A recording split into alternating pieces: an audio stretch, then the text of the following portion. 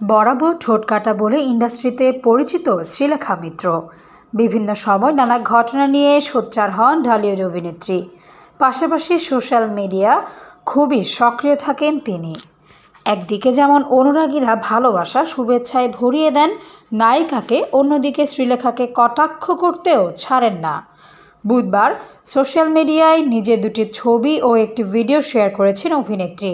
আর তারপর থেকেই নেট মাধ্যমে তাকে নিয়ে কটাক্ষ শুরু হয়েছে। লুক নিয়ে নানা রকম পরীক্ষা নিরীক্ষা করেন শ্রীলেখা। এবার যেমন নায়িকাকে দেখা গেল কালো রঙের লিপস্টিকে। একঘেয়েমি দূর করতেই এই স্টাইল স্টেটমেন্ট বেছে নিয়েছেন তিনি। নিজেই সে কথা জানিয়েছেন। সেই ছবি দেখে শ্রীলেখার প্রশংসা করেছেন বহু নেটিজেন।